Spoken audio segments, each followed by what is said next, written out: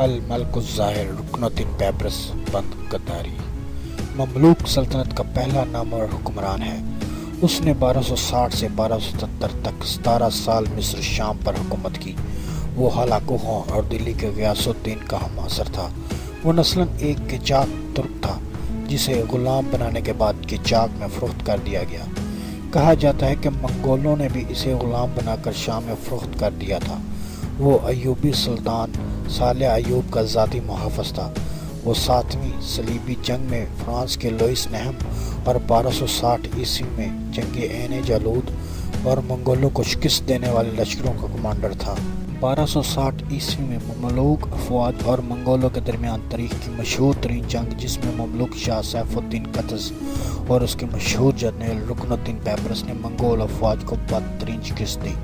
یہ جنگ فلسطین کے مقام عین جالوت پر لڑی گئی۔ اس فتح کے نتیجے میں مصر، شام اور یورپ منگولوں کی تباہ کاریوں سے بچ گئے۔ جنگ میں اہل خانہ حکومت کے منگول بانی ہلاکو خان کا سپہ سالار قطبوغا مارا گیا۔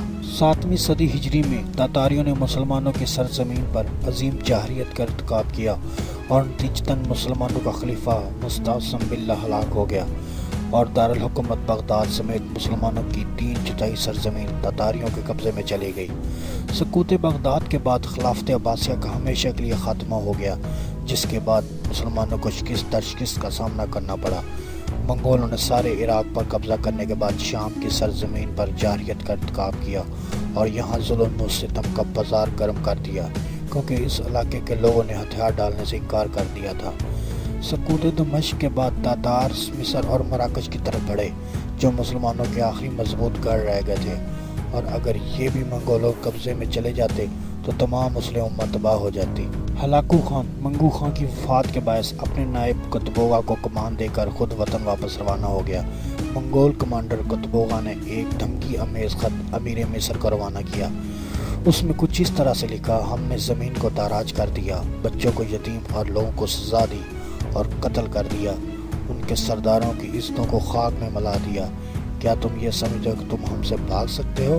کچھ ہی دیر بعد تمہیں معلوم ہو جائے گا کہ تمہاری طرف کیا آ رہا ہے۔ سیف الدین قطز پریشان ہو گیا اور ہتھیار ڈالنے کی سوچنے لگا، لیکن بیبرس کے اکسانے پر اس نے منگول سفیروں کو قتل کروا کر ان کی لاشیں دارالحکومت میں لٹکا دی، جس سے افواج اور عوام کے حوصلے بلند ہوئے۔ جب قطز کا جواب منگولوں تک پہنچا تو انہیں معلوم ہو گیا کہ مصر میں انہیں ایک مختلف قسم کے رہنما کا سامنا ہوگا۔ فتح کے غرور میں مست منگول آگے بڑھتے چلے گئے اور عراق کو روندنے کے بعد شام، فلسطین اور مصر پر قبضے کے غرض سے آگے بڑھے، اور عین جالوت میں ان کا ٹکراؤ مملوک افواج سے ہوا۔ سیف الدین قطز اور بیبرس جواب دے کر بھول نہیں گئے، بلکہ ان کو اندازہ تھا کہ اس قسم کے واضح جواب کے بعد کس قسم کا رد عمل ہو سکتا ہے، لہٰذا انہوں نے تیاریاں شروع کر دی۔ مسلمانوں کو مدحت کرنے کے لیے اس نے منتشر مسلمان سرداروں کی طرف اپنی امیر مملکت رکن الدین بیبرس کو روانہ کیا۔ اس نے منتشر سرداروں سے اپنے چھوٹے چھوٹے اختلافات کو بھلا کر مدحت ہو جانے کا مطالبہ کیا تاکہ مشترکہ دشمن کو شکست دی جا سکے۔ قطز نے علماء سے بھی مدد اور دعا کی درخواست کی۔ اس کے قریبی اور اہم وزراء میں علماء بھی شامل تھے۔ سب سے اہم عالم جنہوں نے سلطان کی مدد کی وہ سلطان العلماء العز بن عبد السلام تھے۔ سلطان قطز نے بن عبد السلام سے فتویٰ طلب کیا تاکہ وہ عوام پر مزید جنگی ٹیکس عائد کر سکے اور مزید ہتھیار حاصل ہو سکیں۔ دیانتدار عالم نے سلطان پر یہ واضح کر دیا کہ حکومت کوئی نیا ٹیکس عوام پر نہیں عائد کر سکتی جب تک کہ گورنر وزراء اپنی ذاتی دولت، ان کے تمام رشتہ دار اپنی تمام دولت خرچ نہ کر ڈالیں۔ آج نے ان اسلام سرداروں کو بھی فروخت کرنے کو کہا جو حکومت کے اہم عہدیدار تھے مگر قانونی طور پر اپنے مالکان سے آزاد شدہ نہ تھے۔ حضور اکرم صلی اللہ علیہ وسلم کی اس تنبیہ کو مد نظر رکھتے ہوئے کہ جو لوگ اپنی زمین کے وسط میں حملہ اور رک کر مقابلہ کریں گے وہ بے عزت ہوں گے، قطز نے اپنی فوج کو حکم دیا کہ آگے بڑھ کر حملہ اور دشمن کا مقابلہ کریں۔ اس نے اپنا ایک ہراول دستہ بھی بیبرس کی قیادت میں غزہ فلسطین کی طرف روانہ کیا، جس نے تاتاریوں کی کچھ افواج کو وہاں مصروف کر دیا اور شکست سے دوچار کیا۔ قطز کی مرکزی افواج اس کی قیادت میں فلسطین کے ساحل کی طرف بڑھیں، جہاں صلیبیوں کا مضبوط گڑھ واقع تھا۔ یہاں قطز نے صلیبیوں کو خبردار کیا کہ اگر وہ غیر جانبدار نہ رہے تو وہ منگولوں سے دو ہاتھ کرنے سے پہلے وہ صلیبیوں کو پیس کر رکھ سکتا ہے۔ اس وقت منگولوں نے صلیبیوں سے اتحاد کرنا چاہا، لیکن صلیبی قتل کی دھمکی اور مسلمانوں کی طاقت دیکھتے ہوئے غیر جانبدار رہنے پر مجبور ہو گئے۔ اس وقت وہ تعداد میں اور طاقت میں بھی بہت کمزور تھے۔ جب مرکزی مسلم افواج دشمن کی افواج کے نزدیک پہنچے تو پیپرس نے میدان جنگ خود منتخب کیا، جو ایک وادی میں تھا جس کو پہاڑوں نے گھیرا ہوا تھا۔ اس نے اپنے کچھ سپاہی پہاڑوں پر تعینات کیے تاکہ اگر صلیبی دھوکے سے یا منگول یا غدار پیچھے کی طرف سے حملہ کریں تو دفاع کیا جا سکے۔ تتاری ٹڈی دل آخر کار میدان جنگ میں پہنچ گیا، جو تینوں طرف سے گھرا ہوا تھا۔ مار کا آرائی شروع ہوئی اور توازن تتاری افواج کی طرف جھکتا نظر آیا۔ تتاری افواج کا دایاں بازو مسلم افواج کے بائیں بازو پر غالب آنا شروع ہو گیا۔ مسلمان افواج نے پسپا ہونا شروع کر دیا۔ سیف الدین قطز اور رکن الدین بیبرس کی مہارت نے اپنی جارحانہ چالوں سے دشمن پر ہیوی ہونا شروع کر دیا۔ کچھ ہی لمحوں میں پانسا مسلم افواج کے حق میں پلٹ گیا۔ تتاری افواج منتشر ہو گئی اور ان کے قابل ذکر تعداد ہلاک ہو گئی یا گرفتار ہو گئی۔ تتاری افواج کا سردار قطبوغا مارا گیا، اس کا بیٹا بھی گرفتار ہوا۔ تتاری افواج کا کوئی بھی فرد قتل یا گرفتار ہونے سے نہ بچ سکا، کیونکہ جو تتاری اس میدان جنگ سے بھاگ گئے وہ شام میں مارے گئے۔ جب شاندار فتح کی خبر دمشق اور گردنواں پہنچی تو مسلمان خوشی سے سرشار ہو گئے۔ انہوں نے تتاریوں پر حملے شروع کر دیے اور اسی سال منگولوں کو حمص سے بھی بے دخل کر دیا۔ جب تتاریوں کو اندازہ ہوا کہ ان کی حکومت مشرقی اسلامی سرزمین پر کمزور ہو رہی ہے اور مسلمانوں نے اپنی قوت بحال کر لی ہے تو وہ اپنے وطن کی طرف بھاگے، جس کی وجہ سے مملوکوں نے آسانی سے شام کو کچھ ہی ہفتوں میں آزاد کرانے میں کامیاب ہو گئے۔ بیبرس کا یہ بہت بڑا کارنامہ ہے کہ اس نے مصر شام کو منگولوں کی تباہ کاریوں سے بچایا، ورنہ ان ملکوں کا بھی وہی حشر ہوتا جو ایران، عراق اور ترکستان کا ہوا۔ بیبرس نے نہ صرف یہ کہ شام پر منگولوں کے حملوں کو پسپا کیا، بلکہ خود ان کے علاقوں پر حملہ آور ہوا۔ اس نے مصری سلطنت کی شمالی سرحد ایشیائے کوچو کے وسطی علاقوں تک پہنچا دی۔ کچھ مورخین کے مطابق بیبرس نے جنگ عین جالوت کے بعد مملوک بادشاہ سیف الدین کو قتل کروا دیا تھا، لیکن کچھ مفسرین کے مطابق اس نے اپنے ایک ساتھی کا بدلہ لینے کے لیے اس کو قتل کروایا، بلکہ حادثاتی طور پر قتل ہوا تھا، جس کے اسے بہت افسوس تھا کیونکہ یہ قاضی کی عدالت میں فیصلہ چاہتا تھا۔ بیبرس کا دوسرا بڑا کارنامہ شام کے ساحل پر قابض یورپی حکومتوں کا زور توڑنا ہے۔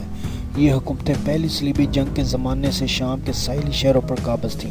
نور الدین زنگی اور صلاح الدین ایوبی نے اگرچہ اندرون ملک اور فلسطین سے صلیبیوں کو نکال دیا تھا، لیکن ساحلی شہروں پر ان کا اقتدار عرصے تک قائم رہا۔ ان کو بحری راستے سے یورپ سے برابر مدد پہنچتی رہتی تھی۔ یہ حکومتیں مصر شام کے خلاف منگولوں سے اتحاد کر لیتی تھی اور مسلمان چکی کے دو پارٹوں کے درمیان دب گئے تھے۔ اس نے عین جالوت میں منگولوں کے ساتھ اتحاد کرنے کی کوشش کرنے پر 1268 میں مسیحی سلطنت انطاکیہ کا خاتمہ کیا۔ انطاکیہ کی سلطنت کا خاتمہ 1271 میں نویں صلیبی جنگ کا باعث بنا، جس کی قیادت انگلستان کے شاہ ایڈورڈ نے کی، تاہم وہ بیبرس سے کوئی بھی علاقہ چھیننے میں ناکام رہے۔ اس نے صلیبیوں کو دیگر کئی جنگوں میں بھی شکست دی۔ بیبرس نے اپنی سلطنت کو جنوب میں سوڈان کی طرف بھی وسعت دی اور نوبا کا علاقہ بھی فتح کر لیا، جو ایوبی صلاح الدین کے زمانے سے مصر کی حکومت میں شامل کر لیا گیا تھا۔ اپنی ان فتوحات اور کارناموں کی وجہ سے بیبرس کا نام مصر شام میں صلاح الدین ایوبی کی طرح مشہور ہے۔ وہ نہ صرف مصری عوام بلکہ تمام عالمی اسلام کا بڑا مقبول ہیرو ہے۔ بیبرس صرف ایک فاتح نہیں تھا بلکہ سمجھدار اور عادل حکمران بھی تھا۔ اس کے دور حکومت میں کئی اہم کام انجام دیے گئے۔ ان میں سے ایک خلافت کے سلسلے کی بحالی ہے۔ سقوط بغداد اور خلیفہ مستعصم باللہ کی شہادت کے بعد اسلامی دنیا 3 سال تک بغیر خلافت کے رہی۔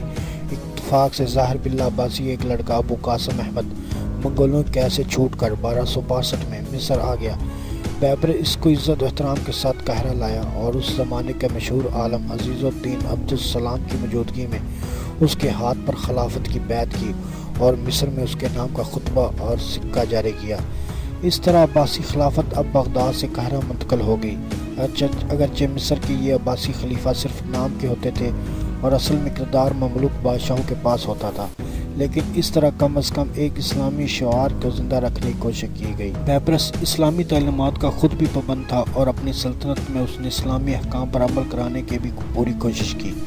اس کے عہد میں عدالت میں بڑے سے بڑے آدمی پر مقدمہ چلایا جا سکتا تھا۔ کئی مرتبہ خود بیبرس پر بھی لوگوں نے مقدمات دائر کیا اور اس کو عدالت میں آنا پڑا۔ بیبرس نے شراب بنانے اور اس کی خرید و فروخت پر بھی پابندی لگا دی تھی۔ حج سے پہلے مصر سے غلاف کعبہ کو مکہ معظمہ سے لے جانے کی رسم کا آغاز بھی بیبرس کے زمانے میں ہی ہوا۔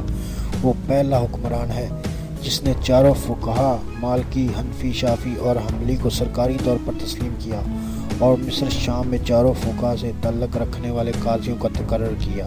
آخرکار مسلمانوں کا یہ عظیم لیڈر الملک الظاہر رکن الدین بیبرس بند قنداری 1 جولائی 1277 عیسوی میں اس دار فانی دنیا سے رخصت ہو گیا۔ نئے آنے والے معزز مہمانوں سے گزارش ہے، اگر آپ کو ہماری ادنیٰ سی کاوش پسند آ رہی ہے تو پلیز چینل کو ضرور سبسکرائب کیجیے اور ساتھ موجود گھنٹی کے آئیکن کو بھی دبا دیں تاکہ آنے والی کسی بھی ویڈیو کا نوٹیفیکیشن آپ سے مس نہ ہو، اور ہاں، لائک اینڈ شیئر ضرور کیجیے گا۔